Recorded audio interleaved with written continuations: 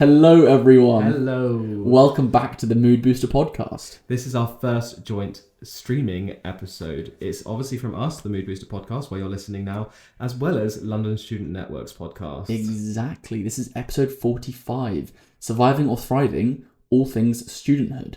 Yeah, it's a really good episode. Basically, we won't reintroduce him because we go into that very quickly in the episode. Yeah. But we're with Josh from London Student Network. He is an incredible chap. He's doing so many things for the student community in London. All of the student communities across London from all of the different universities.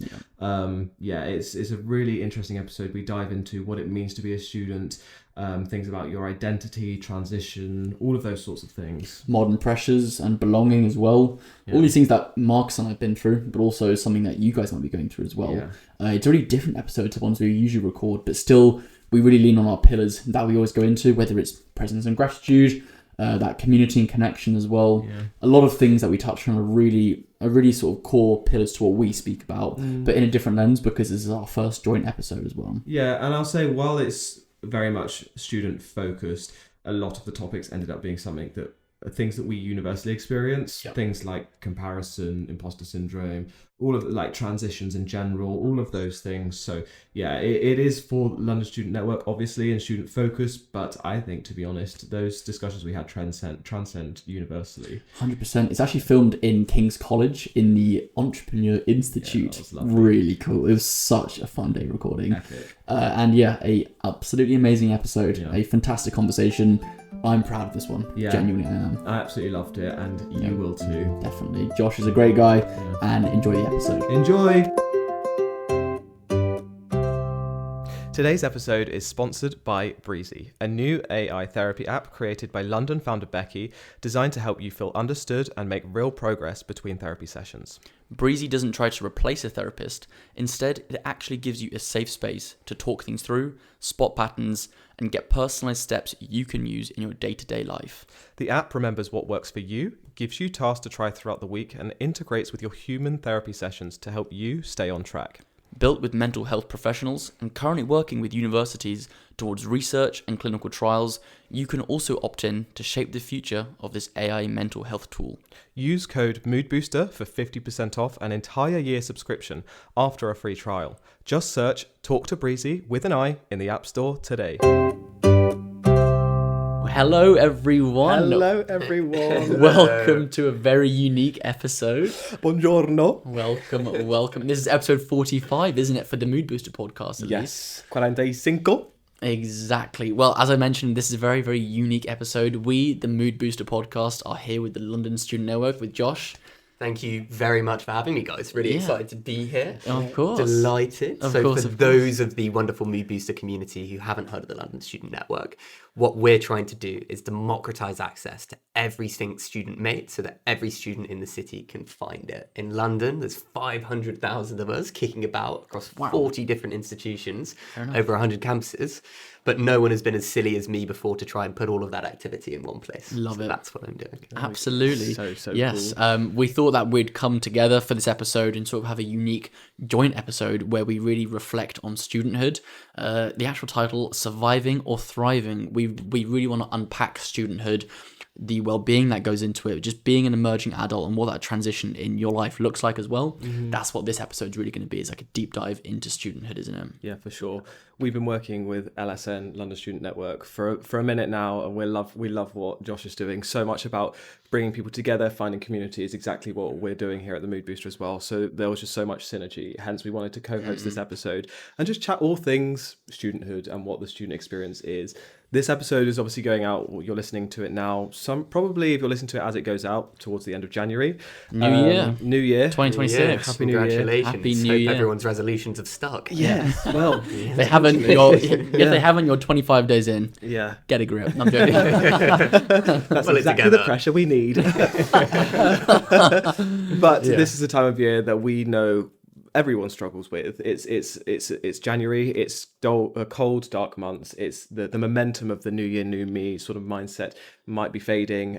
We're going into another cold, dark month, but also as students, there's lots going on, right? Yeah, some really, really unique struggles. Notably, in January, you become acutely aware of the fact that your entire academic life is about to be decided in a couple of months through exams. You've got your parents and your own pressure bearing down on you to go and get that internship, spring week, job application done, whatever it may be. So I think there are some uniquely added pressures to the student community. But maybe before we get into that, guys, for my listeners on the student scene, wondered if you guys could introduce a bit more about the Mood Booster. Of course. Absolutely. Charlie, take it away. Well, my name's Charlie. This is my co-founder, co-business partner, Dr. Marcus. Dr. Marcus, nice to see you all. Nice to meet you. Nice to meet you all. Just Marcus. It's Dr. Marcus, that always comes there. We really see him as the psychologist and me as the philosopher. Those are the roles, aren't they? Yes. Those are the sort of roles that we've given ourselves. Yes, self-appointed titles. Psychologist is a protected term of which I'm not, and a philosopher is a term that... I've given myself anyone can call themselves a philosopher these days. Call me Aristotle. Yes, just bless you. But anyway, we host the Mood Booster podcast. It's part of a larger mission called the Mood Booster. Marcus and I are on a journey to really try and spread accessible well-being and joy through any mean possible, whether it's movement, community, introspection, or just general presence and gratitude. We have a few pillars that make up the Mood Booster, but as I mentioned, our mission is really to have well-being and joy as accessible as possible. It's not these high wins, it's the little joys found in the everyday, and we want to spread that message in as many channels as possible. Sure. We have the Mood Booster podcast, which is basically a weekly deep dive into any topic, whether it's regret, criticism, positive self-talk. And for this week, we are joined, as we mentioned, by the lovely Josh to really go into studenthood and what that looks like as well. Yeah, definitely. Hope I did well there. Brilliantly summarised. Thank you very much. Say more. I don't think I need Trademark. But yeah, I think for the student community that's listening that will be here from LSN, like I said, we're just really connected with LSN from many facets, but really about the community and finding community and looking after one another and building that community around us. We're two people that live in London and have done for many years, and we've worked really hard to sort of curate a community around us, not only individually but through the Mood Booster. So really exciting to be here and to be sharing these experiences. Amazing. And I think that's something to maybe stress as well, is that even if you guys are maybe outside of the student world yourselves, everything you do is open to everyone here in the city, much like us as well. So definitely. You guys were talking earlier when we were doing some Vox Pops about your Monday Run Club as well. Oh yeah, the Monday Mood Booster Run Club. That's actually Marcus founded it a couple of years ago, didn't you? Yeah. So there's numerous reasons why I founded it. I won't, for the sake of our topic today, go into all of them, but ultimately I just wanted to find a club that was super inclusive, but also brought people together and was built by a community as opposed to a huge, fitness brand that was being like, oh, this is our run club and this are the times and these are our paces and do as we say and that's it. Yeah. They're great and we love them and I love them and I go to them, but I was missing that sort of really community-led, inclusive feel to run clubs. So I was like, I can't find any, I'm just going to make one. So on a Monday evening, if you start your week well, the thinking is you're more likely to then succeed throughout the rest of the week, feel accomplished on a Tuesday morning. Last night was an amazing night, feel really good. You go through the rest of the week with that momentum. So we all come together, just run whatever pace we need to. Truly, we have walk breaks if we need to. And yeah, it just really helps people sort of feel they can approach running from any sort of level. And it's a lovely little community we've built there. I say little, there's loads of them now and they're amazing people. So if any of you are listening and are dabbling or tempted to get into running, you're more than welcome to come along on a Monday evening. And I think that's maybe the key thing to stress, is that if you aren't a runner and it's maybe your New Year's resolution to become one, this is probably the club to start with. You mentioned earlier you run at the kind of slowest person's pace, you take walking breaks, all of that kind of stuff. So as someone for me who's been out of the cardio game for some time, that's quite an attractive offer. Have you there? Definitely, 100%. Oh, I don't know. I might come up with some tactical excuse. Well, speaking of actually, something that we always do with our guests, and our listeners will very much know this by now, is to sort of get to know you a bit more behind the London Student Network, to get to know Josh. We always ask, what is one thing that you're working on for yourself right now? Yeah, it's a really good question, and I'm so glad that you guys asked me this before we became live, so I think for me, so much of my life has been really characterized by extremes, by real extremes, and I have always been someone who's wanted to go and grab every opportunity and really run with it, make the most of that opportunity. And the only way that I can kind of facilitate all of that energy going out into all these different places is by when I'm kind of being a recluse, when I have the me time. I think it can go maybe a little bit too extreme into kind of like regressing into my own cocoon, not being as social as I can be, and sort of exhibiting this duality to my person of, you know, the people who know me, that work in my teams, etc. You know, they'd think, oh, what an outgoing guy, like he's so connected to all these people. But the reality is I can kind of only maintain that from having this much more kind of like closed side to me. And I think broadly, due to some health issues that I had when I was much younger, and I really wasn't doing too much, anytime where I'm not running at 100 miles an hour, I feel this really deep level of anxiety. And I think it's something that so many students can relate to. You've got this very small 3-4 year finite window where you can make yourself, or in theory break yourself if you are that way inclined. And I think it's probably good for most students to do a bit of both, to be honest. And so I think what I'm really trying to work on now is accepting the parts of myself that I know to be different from that which society has kind of ordained to be good about what you do. So I, for instance, I'm a night owl. Always have been. Was born at like 4 a.m. in the morning, and that tends to be the only time that I get tired, right? Yeah. That obviously manifests in not being a morning person. And so I think one of these big issues I have is that I've always, you know, really tried to be this morning person. It just doesn't work. I then, you know, repeatedly beat myself up about it. All the while I know that the best work I do is between 1 and 4 a.m. So I think really for me, it's just coming to absolute terms and really accepting the fact that it's okay to be different, and for me to live my life in this like unconventional, non-societally acceptable way, if it's what produces better results, not just for my achievements, efficacy, but for me as a person, and my overall sense of kind of satisfaction with myself, I suppose. So it's the talk that you have with yourself about your differences is really... I think so. Yeah. Like, you know, the reality is when I wake up at 11 a.m., like I texted you guys today at 12, I'd woken up at half 11. I love it. Sent me a text at 8 a.m., right? Yeah. You were probably sat there thinking, oh, what the bloody hell are you doing? But then I was up until 4 editing videos, like tweaking this and that. And it's just, you know, I kind of just live my life at a slightly different pace. Sometimes that's really like that bit faster than other people. Sometimes it's slower. And I became really kind of obsessed with this idea of like, why am I different? Like, why do these normal things not work for me? Why is a 9 to 5 so scary? And it led me down a big rabbit hole, had some really, really big influential conversations, but actually led to an ADHD diagnosis probably about this time last year. And then since then, I've been able to kind of look at literature that's actually, you know, more relevant for me in my brain.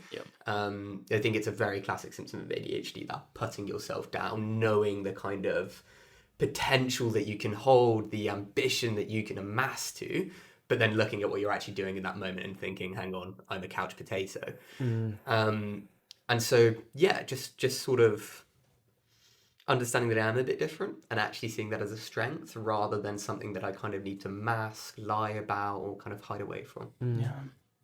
I think it's really been empowering, that experience over the last year, and helping you sort of find that compassion for yourself. I think so. I mean, absolutely, it's still a work in progress. 100%. You know, and when I wake up like at 11 and I see you guys text me at 8, I feel like an awful person. I feel like a slob, right? That wasn't the intention. The fact that you're able to observe that though in the moment and see that, and then also know, hey, this is something that I want to work on. Not is the fact that you're waking up late, I mean, going to bed late as well, is the fact that you're able to say, okay, challenge your own thoughts, know that you're not those thoughts, and also begin to say, hey, I'm going to practice a far more self-loving path as well. That's the only thing that one can do in any sort of situation.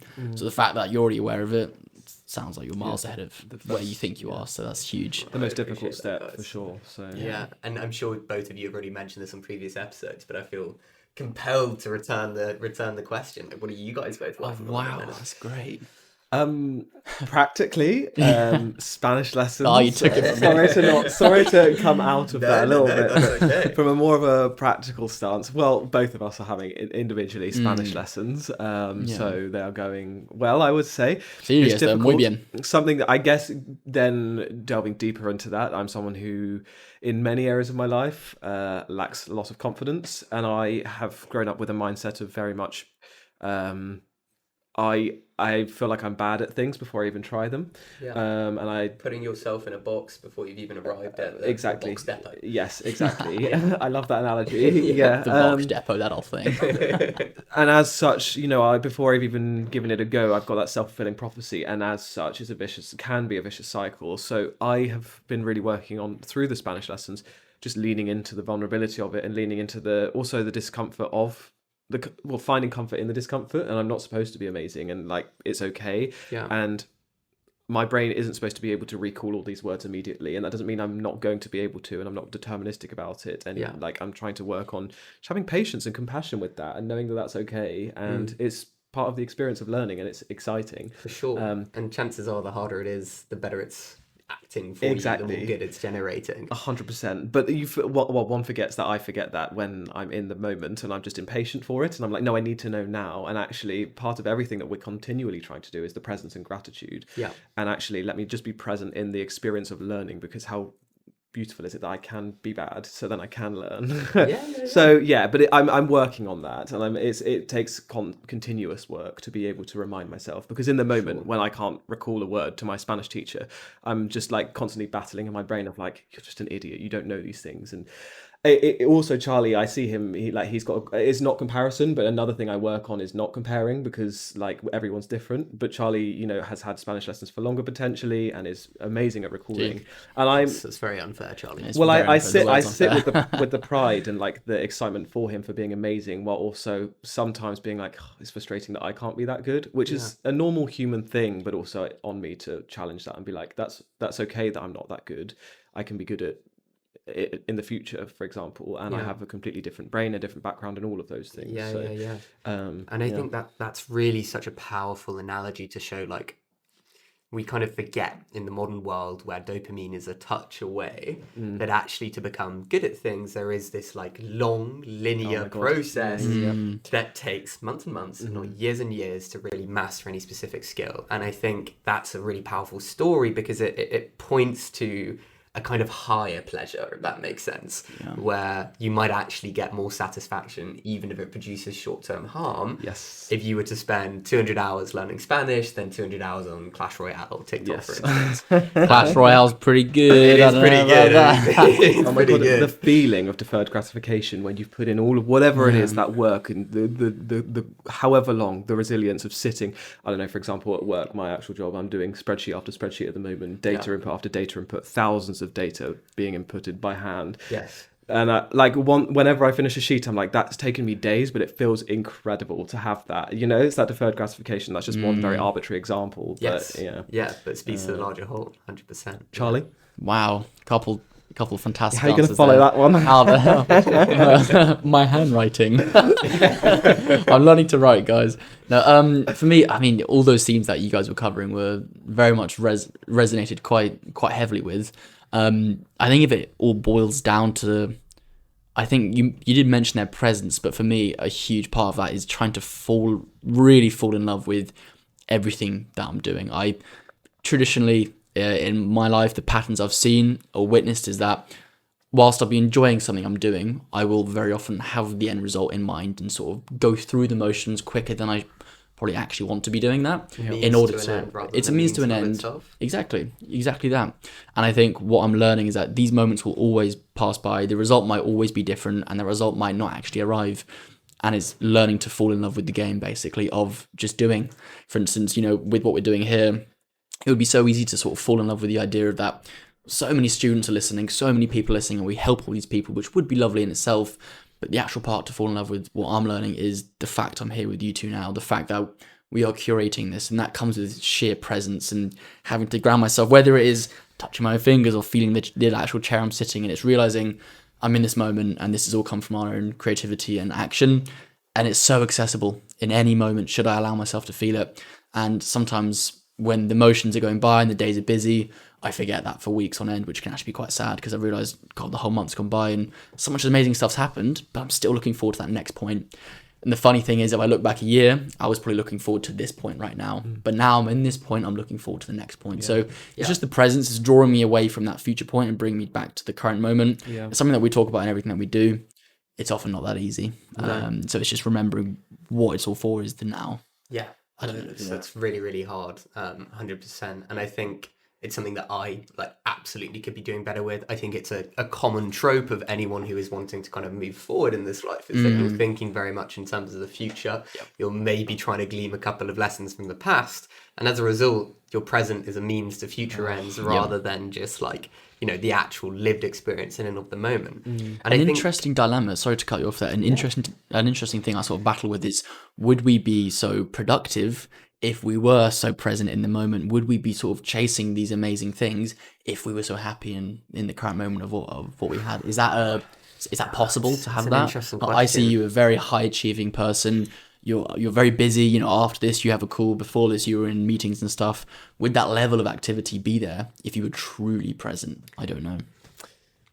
I feel like it's always towing a very fine line, and will always be for forevermore. I think you agree. We're always becoming, we never become, and we're always we're always working towards goals while also practicing trying to be present.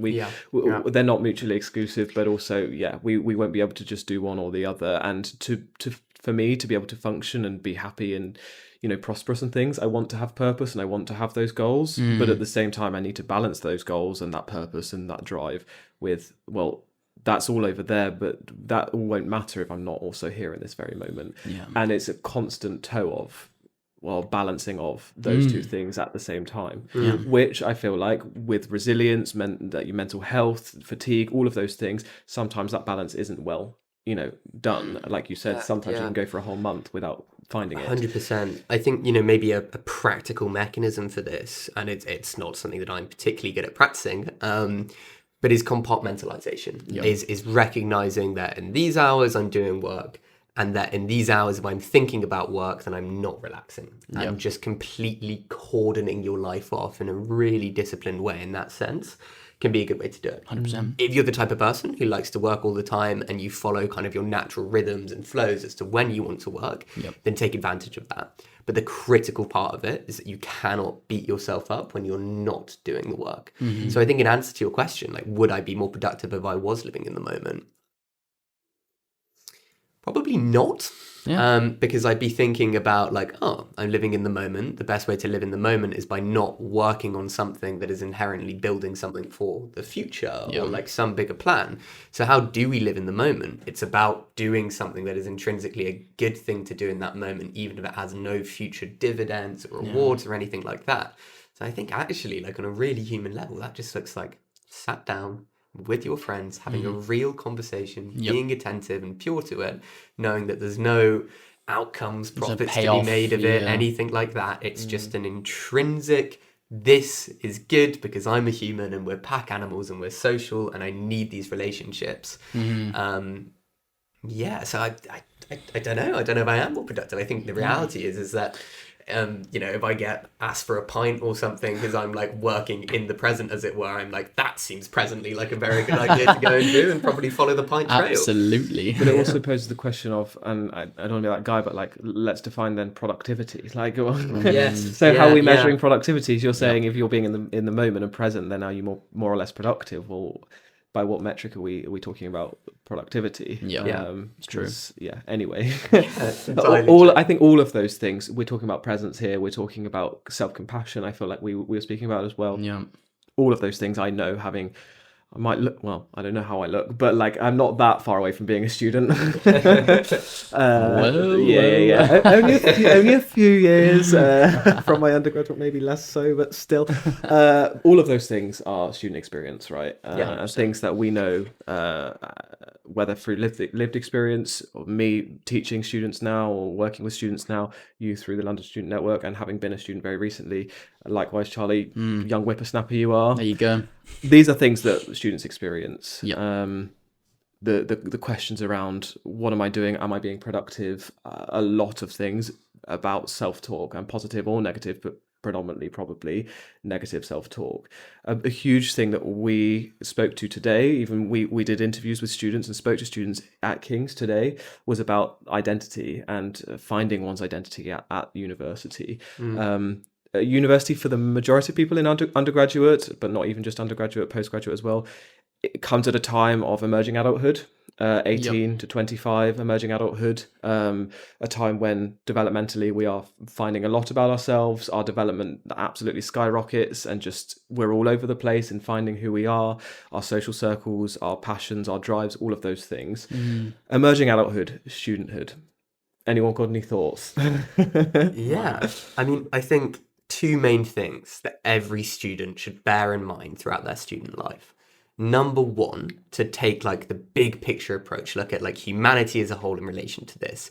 Homo sapiens sapiens, our specific like breed of human, we've been kicking around for about 300,000 years. Arguably, you could say about 6 million with different ancestors and stuff like that. Compulsory education has been around for about 150 years, up until the age of about 14. Snippet of it. In the UK alone, through Benjamin Disraeli Education Act and stuff like that.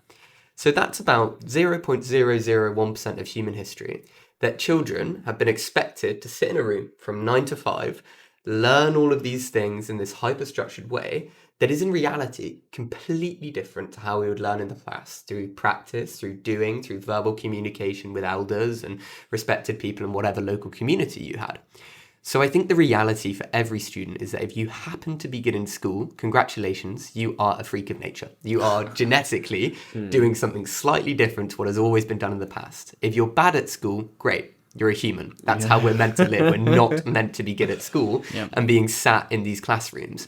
And so recognize that is the case and that your utility is not defined by the grades, which is really my second point of from the moment that you're in school, you're 4 years old, you're given a seating plan, you're told to sit where you are for lunch, you're given your timetable, and every aspect of your day is militantly planned. That carries on all the way to the moment that you're 18 and you've had to pick your GCSEs that might determine your degree that you can go and do at 13, 14. And chances are you've only done those subjects because you had a particularly encouraging teacher that you either liked, they like you, or they told you that you were good, creating this kind of positive reinforcement cycle that attracts you towards a particular subject. So I think that has kind of two effects. Number one is that we can identify ourselves as a humanities student, a science student, whatever it may be, and we can pin ourselves into these academic boxes that maybe has no real bearing on like who we are as students. And when we speak to people in freshers, that first question, who are you, what's your name, where are you from, and what degree do you do?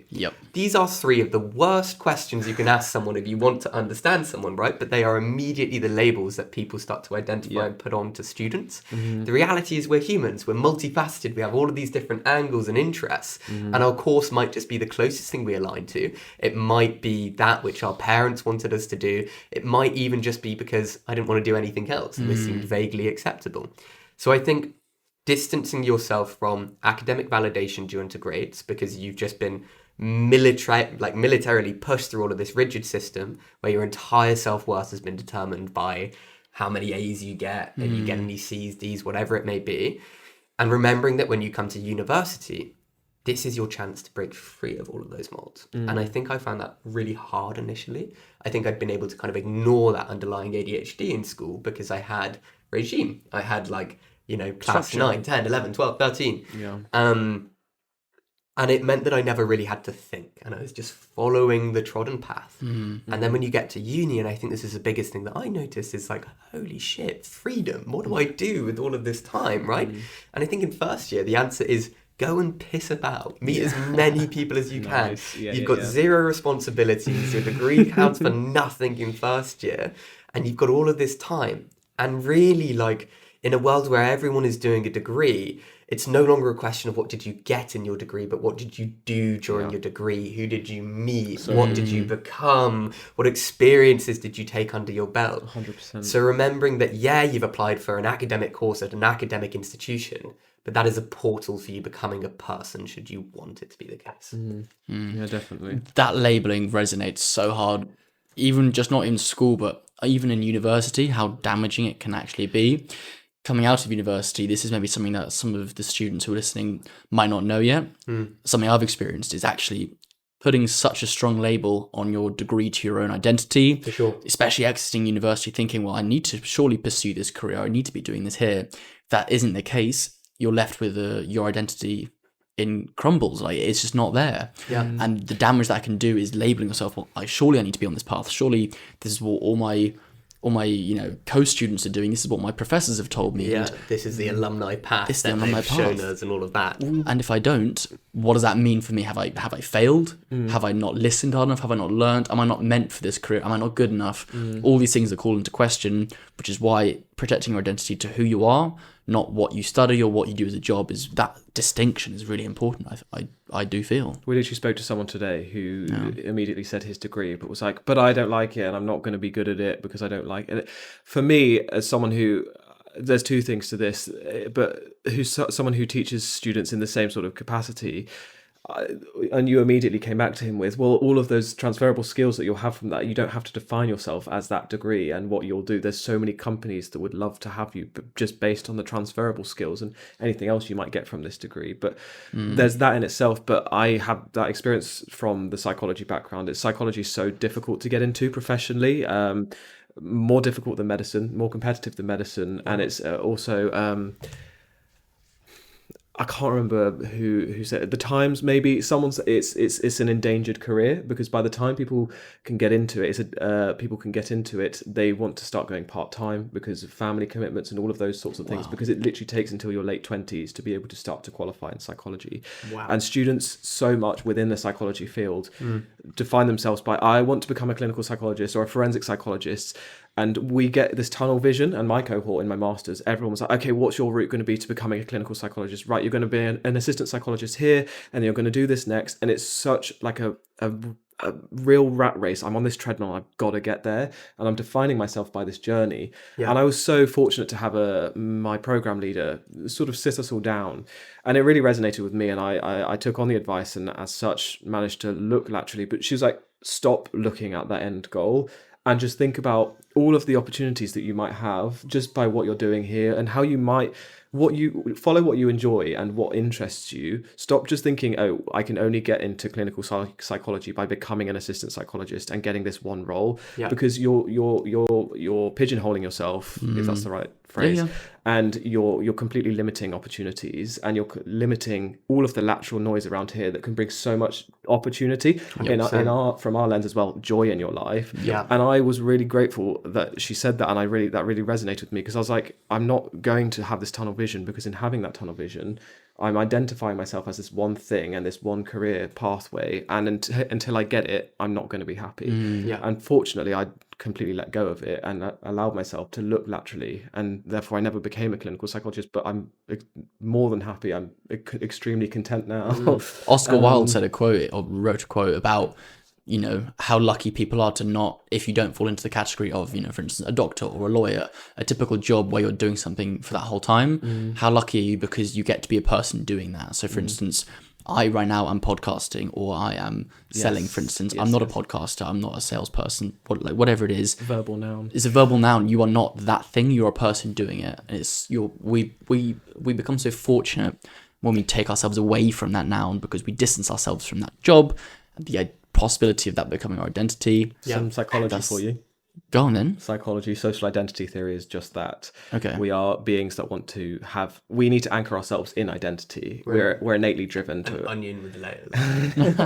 we need to anchor ourselves in an identity. We need to do that. And according to the social identity theory, we do that by social labels that we know to be true and to be there and tangible in reality. Sure. So therefore, to join communities, institutions, religion, engineering, or psychologist, or podcaster. Those are all social groups that we can put meaning to and say, this is a social group that I can identify myself with, and therefore find values in, shared values, connection, community, all of those things that give us an identity as a human being that we're wired to do. That has so many benefits, but also, as we're starting point, some it drawbacks. Makes things very quick, easy to understand. You can put people in boxes, but those boxes are exactly the problem. And I think maybe something that I found to be true is, we've got the concept of like a husband and a wife, a boyfriend and girlfriend, and girlfriend, whatever it may be. No two relationships have ever been the same, because no two people have ever been the same. Sure, it might exhibit the traditional characteristics of a friendship, of a romantic relationship. The reality is that all that exists is whatever chemistry, romantic or not, exists between these two people. And sure, it may be a friendship, but the actual nuance beneath it is so much bigger and so much deeper. Yeah, and I think in terms of sort of bringing this back maybe to students then, it's about your ability to separate yourself from your course, separate yourself from what like the expectations of your cohort are, for instance, and to look at your life and not be completely sold on an abstract path that you probably decided that you wanted to do when you were 12 or 13, had 4 or 5 years of massive developmental experiences that you kind of neglected to take into account. If you decided you were going to be that doctor at 13, so you pick all the sciencey GCSEs, and then by the time you get to 18, you realize, oh my God, the world of philosophy is so cool. You're doing yourself an injustice by not recognizing that and by not allowing that change. And maybe as a personal example, and I think I mentioned this to you guys earlier, like I was adamant, absolutely adamant that I was going to go to Oxford. I was lucky. I was one of these freak of natures in school. I did okay. I did like the best I could do in my grades, every single like step. And so it seemed really natural to me that if I'd done as well as I could in school, then I need to go and do as well as I can at the best academic institution in the world, so I can go and do as well as I can at one of the best jobs or companies in the world, right? And you see this really, really linear path unfolding. And what actually happened, despite my 3-4 interviews that I had at these colleges, I didn't get in. I remember on the day, I was absolutely mortified because my entire life plan had just crumbled before me. But I'd put that plan in the hands of other people rather than putting it back in myself. And so there'd been this joke circulating around my family that if I didn't get into Oxford, I would go to culinary school. Everyone found like a creative release in lockdown instead. And so there I went to culinary school, this complete random tangent, completely unrelated to anything studenty whatsoever. But that 6-month period on the intensive course was the most formative of my life. So First of all, it brought me to London, and that's where I realised this is where I want to be. I love being, the only English person at the table, having this massive influx of different experience, whatever it may be. And it's really the people that I took from that, not so much the French swear words and the cooking techniques and all this different stuff. It was the people. And weirdly, it was on the day that the Ukraine war broke out. That I felt like the kind of liberal order that I'd been raised on had just been completely erased by one man's belligerence just entering into a different country. And I was speaking quite vocally to the people in my culinary school cohort, one of which happened to be an English diplomat. He was like, oh, Josh, I didn't know that you were like so passionate about this. I'm like, yeah, I quite like my politics. And he says, oh, well, this is something that you're interested in, then so many of my colleagues and loads of people who work in crazy cool stuff like MI5, MI6 have done this degree at King's, war studies or war studies and history. And so I'm like, all right, Joe, I'll entertain you. I'll check it out. Buddy. Yeah. Buddy pal. Yeah. A little bit of skepticism because obviously I'm forging my own path now. I'm in culinary school, Joe. Yeah, What are you exactly. trying to do? And so I check out the degree and I'm like, oh my God, this sounds absolutely perfect. And I get into King's, I forget about Oxford entirely. And then since I've started at uni, everything that I've done that is at all unique to me, my CV, my experience, my worldview, is only possible as a result of having been in London. KCL Politics Society, largest London political student-led community, London student networks, London university bouldering events. My life, it was kind of destined to be here. And the opportunities that I've made that have really made me have flowed purely as a result of not doing the thing that I really wanted to do. How funny. Even LSN, for instance, I had never viewed myself as an entrepreneur in any way. That was not a world that at all felt accessible. And then it was literally just through having a couple of conversations from connections I'd made from events that I didn't really want to go to or hadn't planned to go to and just said yes, that I had this nice big network of different presidents, spoke to a few of them. And by the time I'd finished my conversations, the ones who I spoke to first were calling me the founder of a London student network. And I was like, right, looks like I've got to go and pull my finger out. I like that title, yeah. That works for me. Yeah. Founder's got quite a nice ring to it. It does okay, doesn't it? It does okay. Massively improves my my LinkedIn SEO. So Okay. Yeah, well, it's a perfect example of taking yourself out of that tunnel vision of this is my own destiny and my only destiny, and just following an interest, following a nose, following a community or a person, and just saying, let's see what happens. And it's easier said than done. I appreciate, it does require being sort of outgoing in some contexts and, finding those sorts of things. But that's what things like London Student Network are here for in the first place. But it is about that sort of not letting go of your identity and who you align with and those sorts of things, but not also fully letting it define every part of your being. And allowing yourself that open-mindedness and that, I guess, exploration to learn about yourself, because we don't know us. I'm learning about myself every single day, and I don't think I'll ever stop learning about myself, and that's what's exciting. And in having that sort of open mind to do so, you then find yourself being the founder of London Student Network without even planning for it, and that's the beauty of it. And all of these things we plan for, just idea what comes next. All I know is it will be something that I've never thought of. Is that not so exciting though? Exactly. I never thought I'd be hosting a podcast. I truly didn't. I'm not going to go into my journey, but it started at marine conservation, ocean science, and now we're here. So, but that's so beautiful because it's stuff you couldn't have imagined, and the connections along the way as well. I really want to sort of pivot here, but what you've explained is a really interesting journey into London specifically. You're not from London, you're from Derby, aren't you? That is where you're born and raised. I am, even if I don't sound it. Even if you don't sound London's it, you done are a real number on my accent. Something that Marcus and I actually spoke about fairly recently. We actually did a webinar on finding joy in London, finding your community based in London itself. It can often feel quite difficult. Having been born and raised in London myself, even I could see that it's difficult to find your community, find people who you resonate with in such a big city. I know there's a paradox that you want to speak on, Marcus, here, which is really quite interesting. It's that belonging. It's really sort of relating to the belonging and the sort of loneliness factor that one can feel in London specifically. I'm sure there are many students who feel that. I know you obviously so big into connecting people with societies. Something that we speak a huge part on is the community. I really want to delve into, students-wise, how we can begin to look at, that feeling of belonging or that feeling of loneliness as well.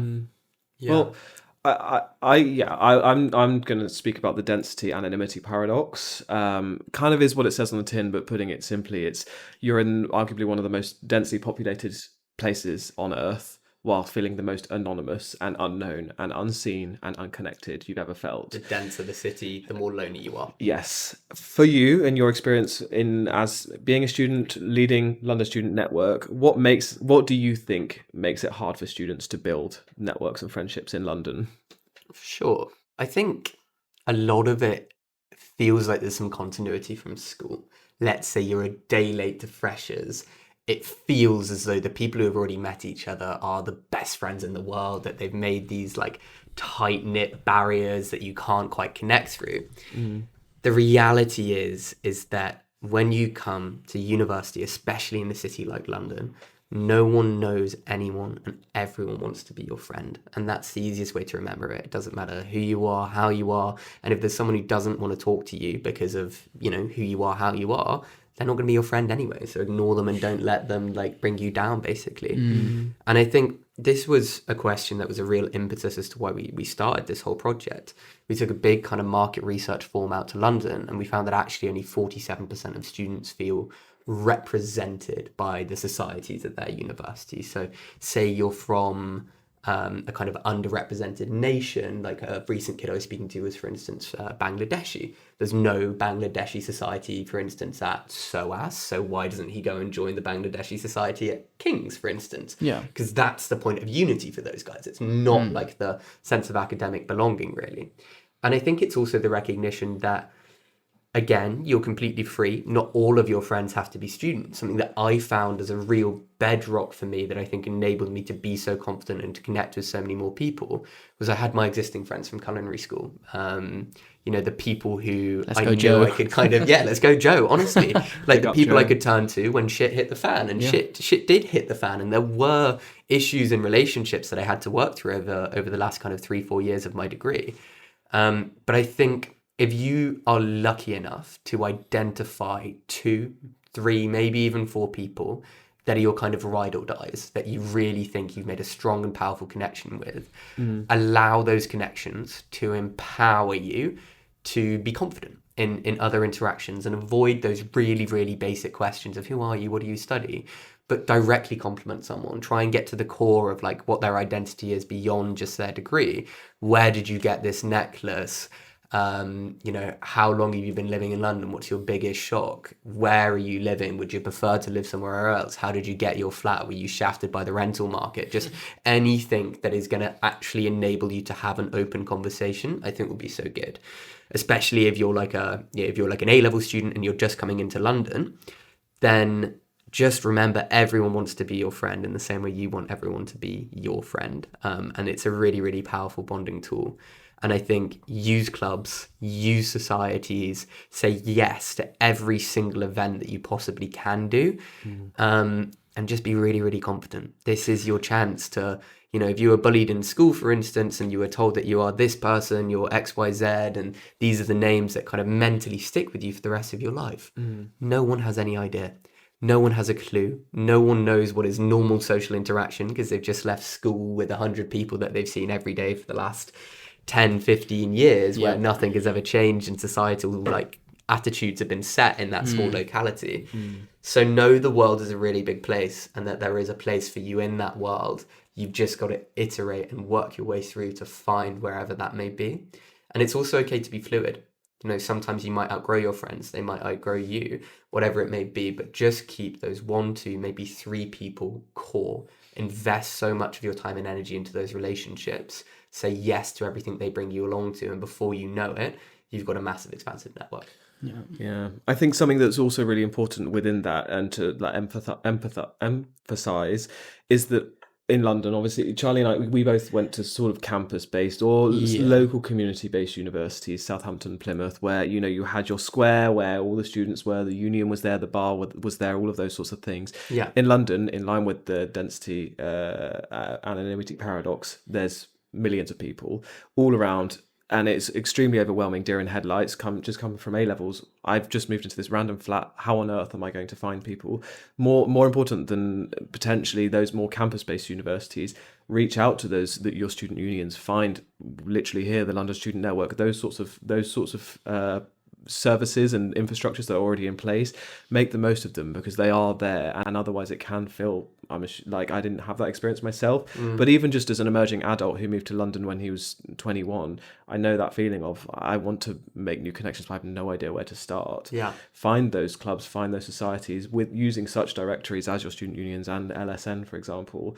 They are there. It might feel like it's less organic as, just a square in your local town, but it is doable. And like you say, that compliment, that ask someone that random question, it is doable. And if you're someone who, feels really socially awkward, or you've had a bad experience of making friends at school, or you lack that level of self-confidence, gamify it. Say, I'm going to speak to 3 people at this event. I like that. And I've got these 3 pre-prepared questions. And once I've done that, I can leave and I've achieved whatever mission I've set out tonight. Or you go with a friend and you say, let's compete with how many people we can speak to, how many conversations we can have, something like that. And also, if you've got a quirk, embrace it. This is your chance to do so. If you know that you've always been that little bit funky, that bit sort of zesty, then this weird. Is your time to release the pit, as it were, basically. Yes.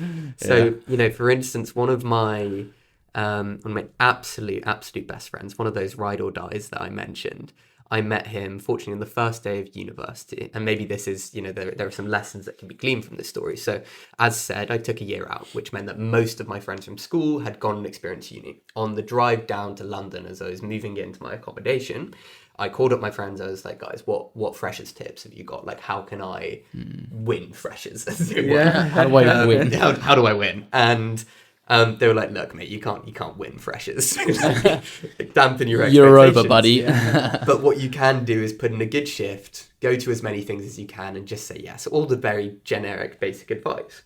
And what was clear to me is that London required a deeper level of proactivity than other cities in the world. Yes. Just geographically, chances are, even if you're from the same university, King's is unique in that you've got an accommodation in Vauxhall and then an accommodation in Stratford. How are these 2 communities meant to be mixing with each other? So, do you actually have Stratford and Vauxhall? Stratford and Vauxhall. There's one in Battersea as well. Is it actually? It's all across London then? So really all across London. Wow. And what I kind of thought as a result of that was crap, that sounds like I'm going to have to go to a lot of places. But this accommodation that I was in, it was the first year that it had been built. So we were the very first people to sleep there, to be there, which was really cool. And so I thought, do you know what? My flat is probably going to be of the same mindset of me, where they're just going to say yes to anything. So I'll introduce myself, I'll try and make friends with everyone. And then I'll suggest to the flat that we host the first flat party of the entire building's history. Nice. And of course they all say yes. Chris in the like flat. you don't want to be that flat member who's like, no, let's not host this. It's I'm sleeping tonight. Yeah, exactly. Shut up. On the first day of uni, you've got a lot of carte blanche, and if you're someone, even if it's not natural or innate in your ability, there's this big thing called like first mover advantage. It's a whole phenomenon for the entire world, but it's big in friendships. And so if you open the pack, you turn up with your bottle of tequila and you offer everyone in your flat a shot, or if you don't drink, you've got some tea or local chocolates or Indian sweets. Whatever, Indian sweets are so good. I have once. So Yeah. And use that as a means of galvanizing people, get them all in the same room, and you come up with a simple suggestion of something you could do, even if that's going to the pub, going on a flat walk. Taking that first leap into trying to kind of organize a community means that you are someone people will want to speak to. And I think that was a big thing for me. It was like I was conscious that I had all of these things that I wanted to do at uni, so I didn't necessarily wanting to be going everywhere, but I wanted to see kind of how can people come to me in a way. So I suggested we host the first flat party of the building, and then the day after, because everyone's got their freshers wristbands for the clubs, etc., in freshers week, the day after we would invite the people who we like from the party back to host prees before we then go out to the club. Nice. To kind of very, very cement smart. those friendships basically. And so that had the effect of three things, I think.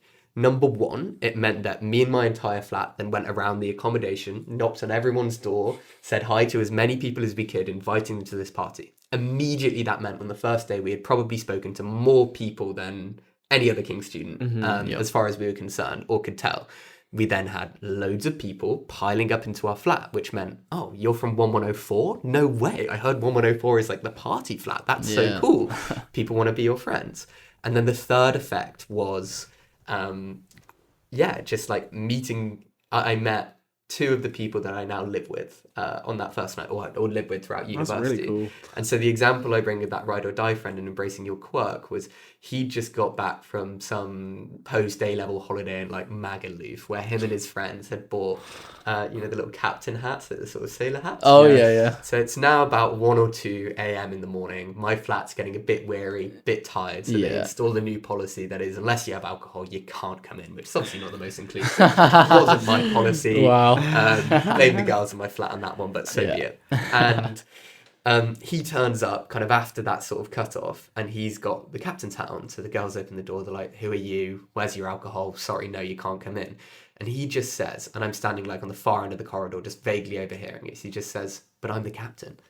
And I hear that and I'm like, which audacious prick on the first day of uni is rocking up with a captain hat? I need to know this man. Let me shake your hand. Let me shake your hand. Let me shake your hand. And funnily enough, it was on that, within half an hour of meeting each other, we realised how similar we were. And we said, look, Ben, you and I could either potentially like compete throughout uni and go for the same sort of community leader positions, or, and this is really like, you read into this as a bad thing, but he was kind of more interested in the journalism. I was sort of more interested in the political practice, as it were. So I said, Ben, you go and be editor-in-chief of Raw News. This is like the second biggest student publication in the whole of the UK.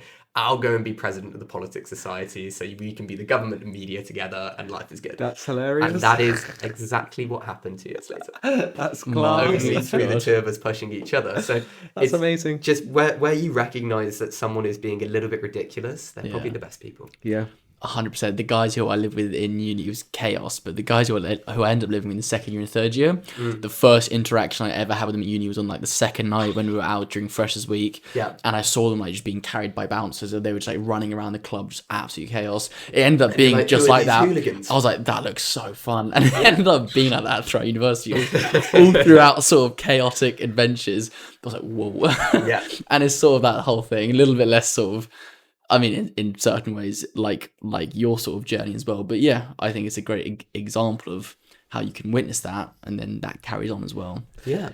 I think for you, like zooming out for other people as well, like that worked extremely well and is a brilliant story. For other people, their strengths might also be in different ways, quieter ways, more sort of, I'm in this group here, whether it's, I don't know, chess society, for example, and you're supportive, or you're a good listener, whatever it is. It's also understanding your strengths. Yours was, okay, I'm going to rally people around, I'm good at that, I'm going to knock on all the doors and have the confidence to do so.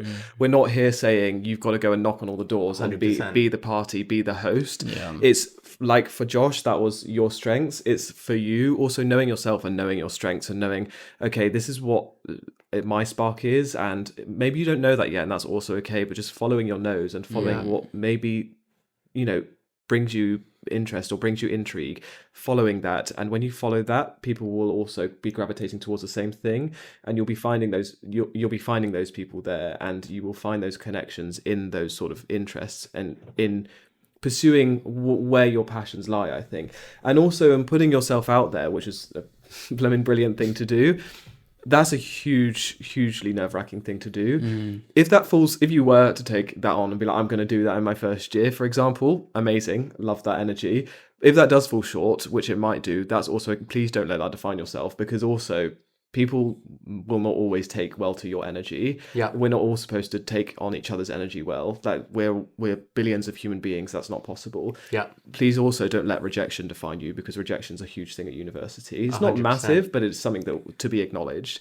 Rejection is only in every facet of life, and I hate to use it because it is cliche, but rejection is redirection. And if those people don't want to give you the time and entertain your suggestions or whatever it is, other people will, and actually that they're just doing you a favor in letting you know that, okay, you don't need to put your energy and your time here. I'll find that elsewhere, and I will find my people. I will find my community. 100%. Because what's beautiful about university and something that's so amazing is there are hundreds, thousands, if not in places like London Student Network, hundreds of thousands of other people who you can find those commonalities with, and you can find you're going to be the editor-in-chief here and I'm going to be the whatever here. You can find those people just in your lanes. It's why exploring your quirk is so important. Exactly. It's because it's being truly you and being authentic.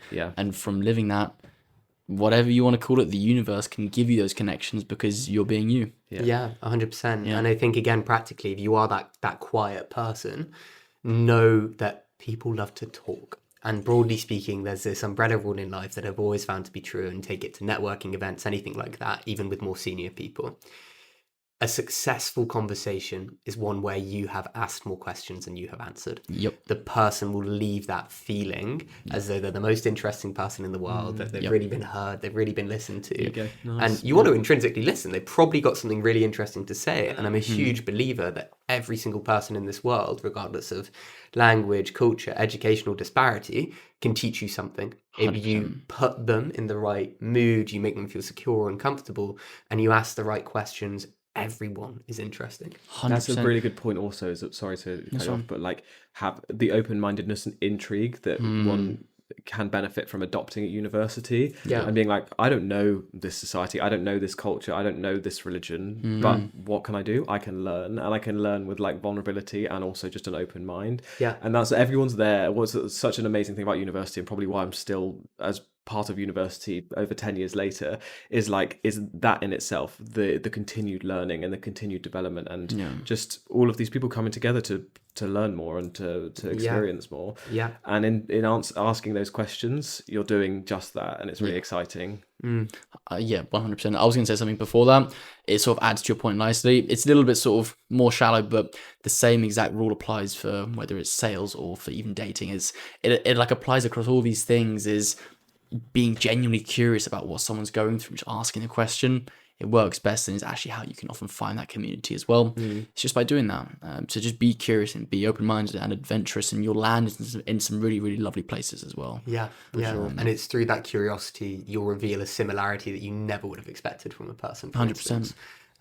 Like the sort of strategic relationships that I formed from uni as a result of society work and meeting some like high profile politicians, the ones that stayed in my contact book or that I'm still in touch with, I just asked useful personal questions. How many kids do you have? What are they doing? How's your health? Like, you're obviously getting on a bit, like just being like that personal person. And then like, random stuff revealed, like a former minister had a recent knee surgery. I had a recent knee surgery, and then like, Let's bang, go. that's just like that tiny different thing. Yeah. And I think it's important to recognize that certainly in these opening times at uni, and then throughout uni for the kind of strategic connections and the networking and stuff, 90% of people are going to be asking the same questions. It's going to be routine, rinse and repeat. If you can just be that one person, be you confident or shy, lovable or likable, and just be the one person who has something a bit unique to say or to ask, that's going to go so far. I know we are coming slowly towards wrapping up, but I have something that I experienced hugely at university. I still experience in my life now, which I touched upon at the beginning, but also my students who I supervise right now always bring to me. And I would love for us to maybe talk through this a little bit before we draw to a close, is comparison and looking laterally at, I think looking laterally at university is such a huge thing. And one of the reasons why, one of several, is because, as you said, it's the first time in your life you don't have this set structure, and therefore it's completely unknown. You have metrics of success, but in getting there, how on earth am I supposed to do this? How am I down to the granular of an assignment? How am I supposed to achieve this assignment? How am I supposed to get all of these grades? How am I supposed to maintain this social life? How am I supposed to feed myself? All of these things, you don't have that guidance. So what do? Naturally, you look laterally to other people and you compare yourself. Can be helpful socially, psychologically, can be helpful, but in a lot of ways, hugely detrimental. Yeah. I think it carries on past uni as well, that sort of comparison, but specifically at university, that comparison's huge. Maybe even add in a sort of a little sprinkle of imposter syndrome. You don't feel like you should be in the first place, and then you begin to compare to people on your course who are doing well. Maybe these grades are being thrown in again, and you're chucked straight back to your schooling years, and you're like, well, I'm not necessarily good at school. I'm brought back to exams. I thought this was something that I'm good at. And you've got that annoying know-it-all in the seminar who just won't shut up, and that kid asking questions in the lectures. The right questions. Well, I didn't think to ask that. What's going on? It's really, so I won't. I'm trying to be careful in how much I say. But in one of my teaching capacities across the years I've been teaching, I had a seminar group. One student who was that student, who was the student who, on the surface, was achieving really well and was presenting well and was, even looked smart, all of the things, the whole package, so to speak, as a student.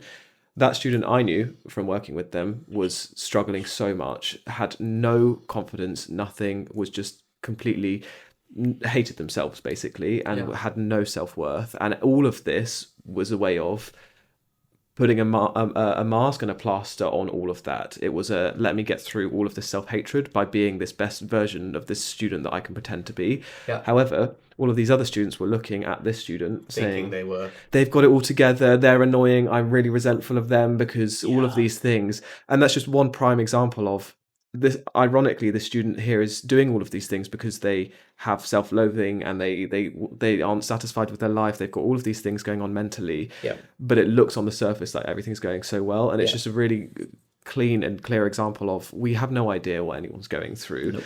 It's useful to have comparison in ways to say, oh, okay, well, roughly, I'm on a rough where I need to be in terms of completing this assignment or whatever it is. But ultimately, any 1 million things could be happening and variables could be going on in any individual's life. So most of the time, it's completely futile. And actually, if we can go into university, whether it's our first year, second year, third year, wherever you're listening from, reminding yourself of that, and that every individual is just that, an individual with all of their own variables. Try not to let ourselves look too much to them and compare ourselves and therefore beat ourselves up, because they might be excelling in this one area, but Lord knows what is crumbling beneath that. But they haven't eaten a proper meal in a week. Yeah. So that's just something that I think is really important to say. I see in my students all of the time. What would you say then are some tools and tips then for a student listening to this who maybe is comparing themselves to someone else? Like, what are some things that you can do if you feel that comparison as a student coming on?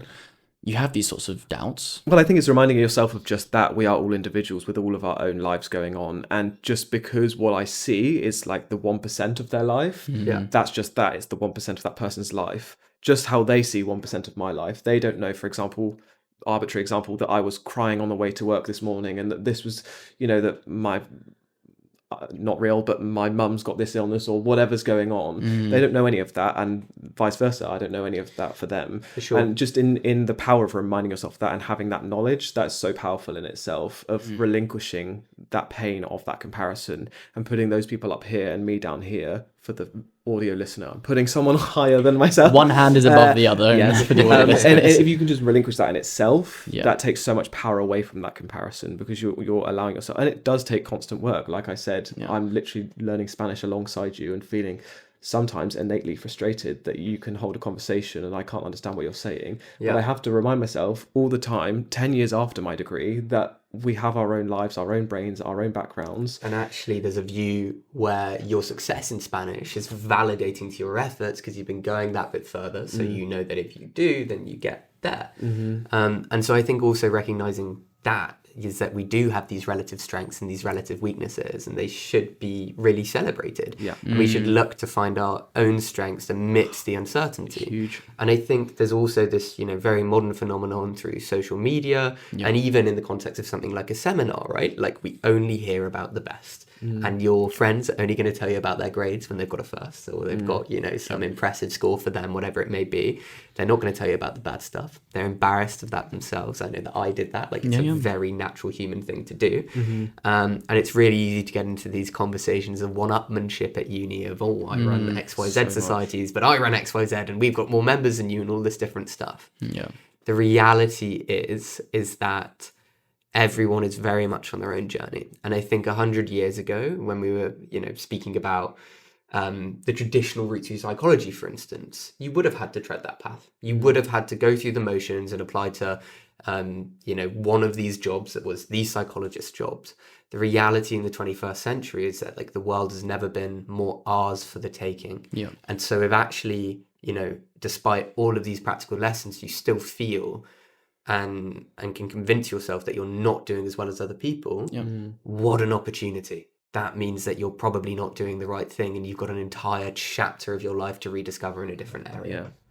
It's really, and something I say to my students all the time is, you don't know that? How exciting. One of my first tutorials in recent times, I said about a psychological concept and none of them knew, which was partly on me, but anyway, I was like, that's great, we can all learn this together. And that's just one example of how if we can flip that and sit in our confidence of, okay, well, I do have strengths and I do have the ability to learn and to grow. Yeah. It's exciting that I don't know, because then I can take that on. Yeah. And actually, you're paying 9k a year, 30k if you're an international student, to learn, to become better. You haven't been initiated into this university because you are what a third year should be. You've been initiated because you show an unusually high capacity for learning. Yeah. Exactly. Remember that.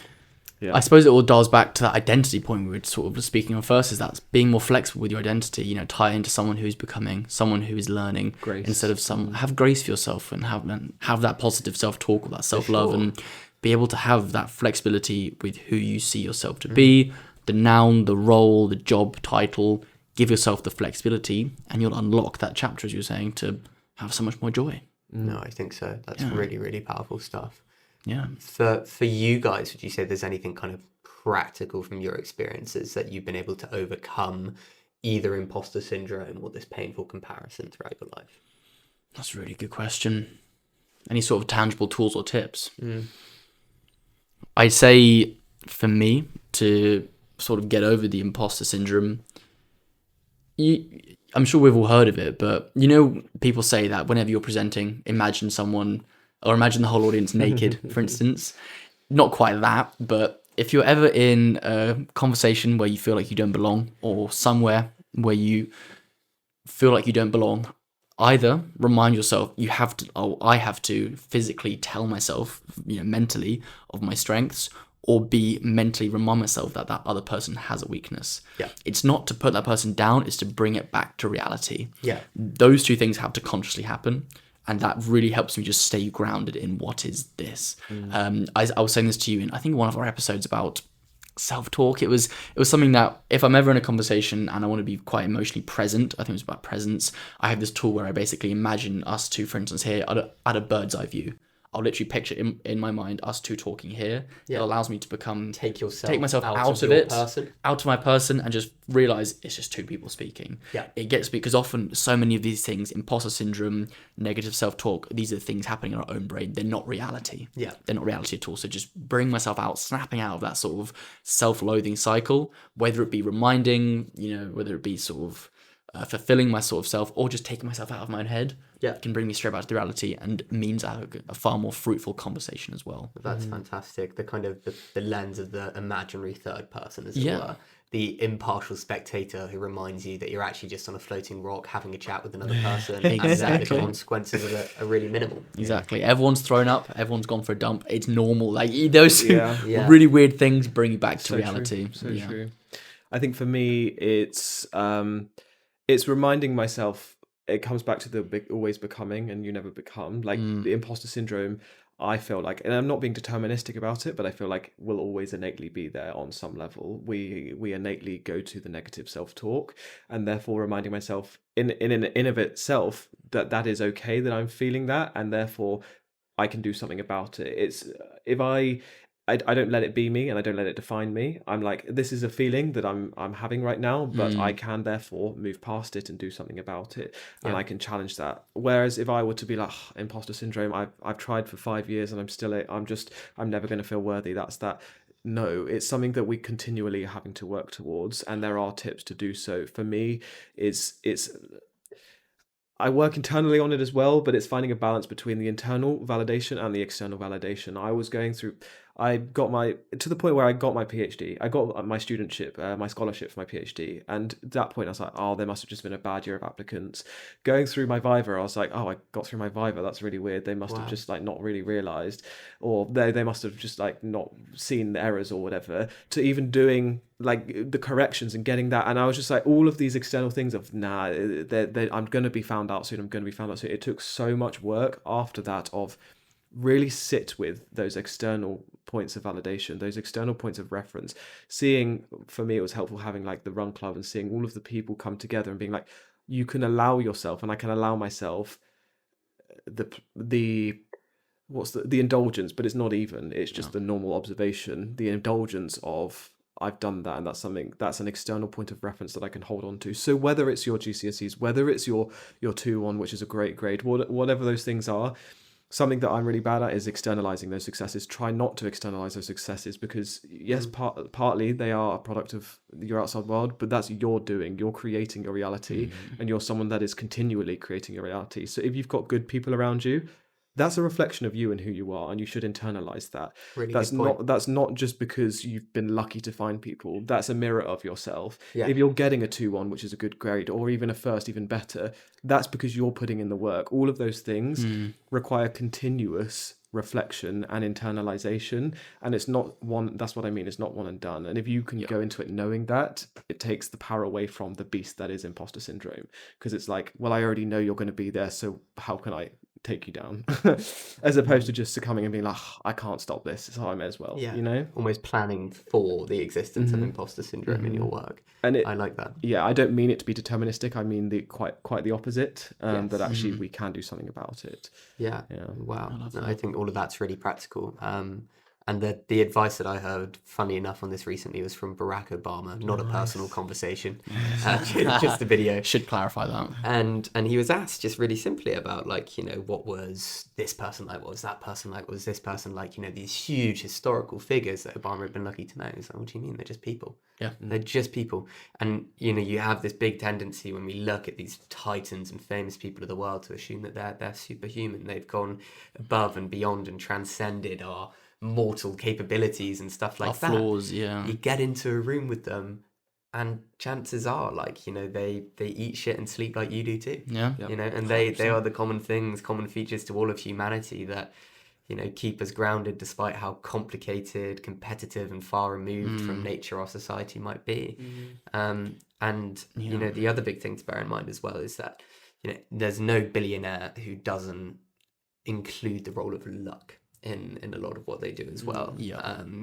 And so even if you are the most successful person, you've overcome your imposter syndrome, the universe will act in weird and mysterious ways for you, regardless of what measures you've taken to control and to mitigate. And sometimes, like, the real test of your virtues and of your character is actually to go with the flow and not try and fight the current. Surrender. Yeah. It's to surrender. It's something that we always speak about. We won't speak about it now, but let go of that battle that you have inside, and miraculous things. It's things that you might not know you want, but miraculous things will fall your way without much effort. It's truly beautiful. Yeah. That's really good. There's so much more we can say. Part 2 coming soon. I'm having to be so... Part 2 coming soon. I've got something else I desperately want to say, but part 2 potentially. 100%. I think very much part 2. How do we feel from that, everyone? That was wonderful. Thank you so much. I've learned a lot. So much, guys, and just so excited to have these, because you guys speak from slightly different angles. Like, now you're in the kind of teaching aspect. You're kind of reminiscing on memories that you've remembered and slightly miscounted from. So in so many ways for you, it's like the feelings of these. 100%. For you, it's like the kind of top-down level, and you see the actual influence on the students. And I think for me, I'm starting to move more towards your space. Like, I'm a recent graduate. Sure, I remember these different things, but really what I remember is the feelings throughout. And there were so many points of stress, and there were so many points of love, of anger, of life, and everything in between. And I think that's maybe the takeaway, is that uni is really whatever you want it to be. It is your ticket to freedom. And in that, it's your ticket to find yourself, to discover all of these different things, to learn what you don't like, to learn what you do. Crucially, to embarrass yourself. If you've got 3 years to embarrass yourself, you have not done well at uni. You must. 100%. There has to be some cringy story that will eat you up at night. Otherwise, I've got some bad stuff. I've got some bad stuff. It has to be. We all do. It has to be done. And just remembering, I suppose, that like this is a little 3-year period of your life. It is, where you probably have a student loan. The government is paying you to be doing something like this. You've got, literally thousands of people probably in a building with you going through the same day-to-day experience. Don't let it pass you by. Don't get to the end of that 3 years saying, like, what have I done? Because if you speak to anyone in their 30s, in their 40s, when was the best period of your life? Oh, I was at uni when I was with my mates down the pub, whatever it may be. Life at this stage is as simple and as complicated as it's going to be. I say that because your day-to-day is actually so unbelievably simple. And we thrust all of the complications on ourselves because we're thinking and projecting our studenthood into professionalhood, as it were. And so really to kind of loop the conversation full circle, I think being present in the moments that you have as a student is the best and the only way that you can really be a student. Couldn't have said it better myself. That was phenomenal. Thank you so much. No, thank you, guys. I don't want to add anything more to that. I think we leave it there. Yes. That was incredible. Well, yes. Yeah, for our listeners, where can we find you, Josh? lsn.uk on Instagram, londonstudentnetwork.com online if you want to check out the platform I've committed the last 2 years of my life to building. It's incredible. Or the student scene on Spotify. Very nice on Spotify. Very much. Very good. Okay. Lovely. Awesome. And then for my listeners, where might we find the Mood Booster? It's the Mood Booster official on all socials. Yeah. The Mood Booster podcast on all streaming platforms, and our website is themoodbooster.co.uk. Go check out the website, please. It took me so long to build it. The Wix is not easy. As an outside of both, I could say both are incredible. Very proud of both. Yes. Come and join the community though, please. 100%. And the Run Club, the Monday Mood Booster Run Club. Join us on Monday evenings. Lovely job. There is a way. So we do ASMR. I do ASMR when Charlie turns off the mic. So should we do some ASMR while he's turning the mics off? I hope you enjoyed this episode. This is LSN and the Mood Boost.